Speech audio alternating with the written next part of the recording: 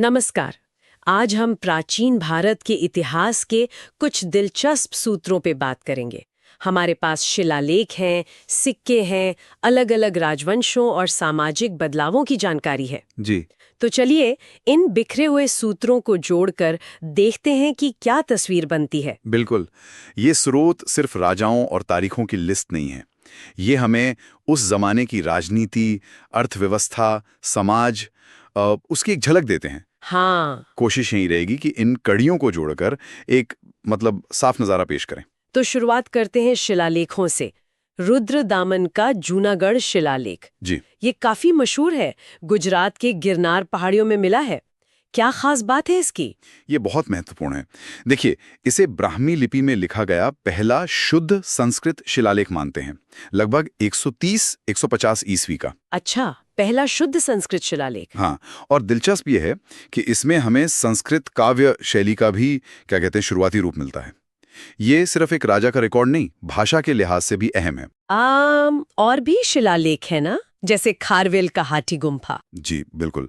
ओडिशा में खारवेल का हाटीगुम्पा शिलालेख उनके शासन के पहले 13 सालों का ब्यौरा देता है और ये भी बताता है कि वो जैन धर्म के अनुयायी थे। अच्छा, फिर नानाघाट शिलालेख है सातवाहन राजा सातकर्णी प्रथम के बारे में। तो शिलालेख तो राजाओं की कहानी कह रहे हैं, पर सिक्के सिक्के भी तो बहुत कुछ बताते हैं खामोशी से। सोने के सिक्कों का जिक्र आता है बार बार, कुषाणों का नाम जुड़ता है इससे। हाँ, नियमित रूप से सोने के सिक्के चलाने का श्रेय कुषाण सम्राट विमाकदफिसिस को ही जाता है। बड़े पैमाने पर उन्होंने ही चलाए। पर उनसे पहले भी तो किसी ने शुरू किए थे, इंडो ग्रीक राजाओं ने शायद। हाँ, बिल्कुल। उत्तर पश्चिम भारत में सबसे पहले सोने के सिक्के इंडो ग्रीक यानी हिन्न यवन राजाओं ने ही जारी किए थे, पर कुषाणों ने इन्हें आम चलन में लाया।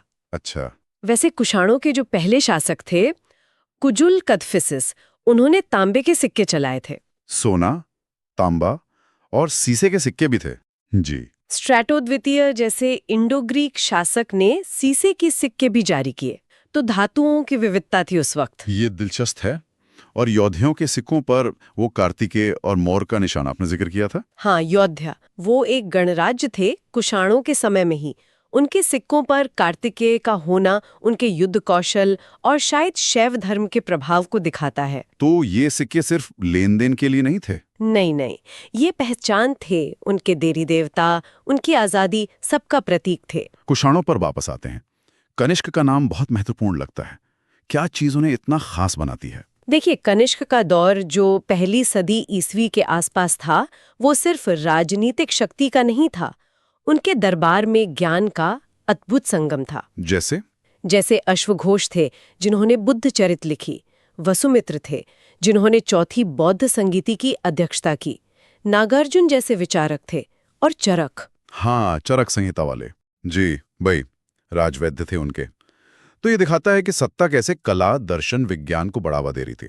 और गंधार कला भी तो उन्हीं के समय फली फूली। बिल्कुल, जिसपे यूनानी प्रभाव साफ दिखता है, वो अपने शिखर पर थी कनिष्क के समय। शक संवत की शुरुआत भी कनिष्क से जोड़ी जाती है, 78 ईस्वी। हाँ, कई इतिहासकार यही मानते हैं, शायद उनके राज्यारोहण के उपलक्ष्य में। हालांकि कुछ जैन ग्रंथ से शकों की किसी पुरानी जीत से जोड़ते हैं।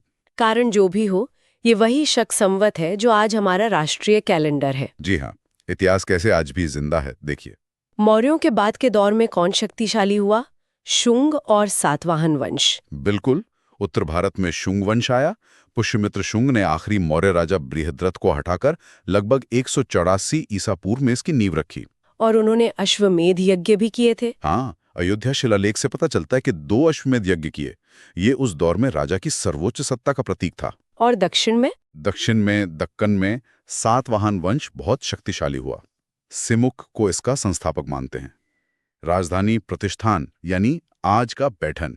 और गौतमीपुत्र सातकर्णी, उन्होंने वर्ण व्यवस्था पर जोर दिया था। हाँ, गौतमीपुत्र सातकर्णी जैसे सातवाहन शासकों ने खुद को वर्ण व्यवस्था का रक्षक कहा। ये उस दौर के सामाजिक ढांचे को बनाए रखने की उनकी कोशिश दिखाता है। ये तो हुई राजाओं और राजवंशों की बातें।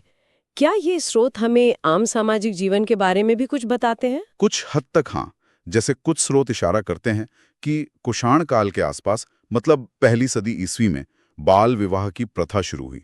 अच्छा। हाँ, और साथ ही स्त्रियों के लिए जो उपनयन संस्कार होता था, शिक्षा और सामाजिक जीवन में भागीदारी का प्रतीक वो धीरे धीरे बंद हो गया। तो इससे समाज में उनकी स्थिति पर असर पड़ा होगा। निश्चित रूप से ये बदलाव उस दौर की सामाजिक सोच पर रोशनी डालते हैं। और विदेशी आक्रमणों का क्रम, हाँ। यूनानी, शक, कुषाण। हाँ, मोटा मोटा यही क्रम उभरता है। यूनानी आए सिकंदर के साथ 326 ईसा पूर्व में, फिर शक आए पहली सदी ईसा पूर्व के आसपास, फिर कुषाण पहली सदी ईसवी में। लेकिन इनसे पहले भी कोई आया था, फारसी। जी हाँ, ये याद रखना जरूरी है। हखामनी यानी फारसी साम्राज्य के शासक दारा प्रथम ने ईसा पूर्व 6ठी सदी में ही भारत के पश्चिमोत्तर हिस्से पर कब्जा कर लिया था। तो बाहरी संपर्क पुराना है।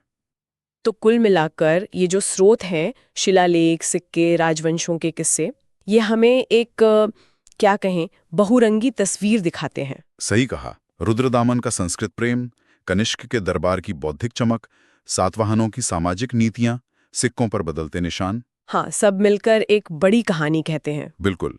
राजनीति, अर्थव्यवस्था, धर्म, कला, समाज, सब कैसे एक दूसरे से जुड़े हुए थे। एक शिलालेख सिर्फ राजा की बात नहीं, भाषा का भी इतिहास है। एक सिक्का सिर्फ पैसा नहीं, कला और धर्म का भी प्रतीक है। और ये एक सवाल भी छोड़ जाता है मन में, अगर कल कोई नया शिलालेख मिले या कहीं और सिक्कों का खजाना हाथ लग जाए, हाँ, तो प्राचीन भारत की हमारी समझ कितनी बदल सकती है ना? इतिहास कभी पूरी तरह लिखा नहीं जाता।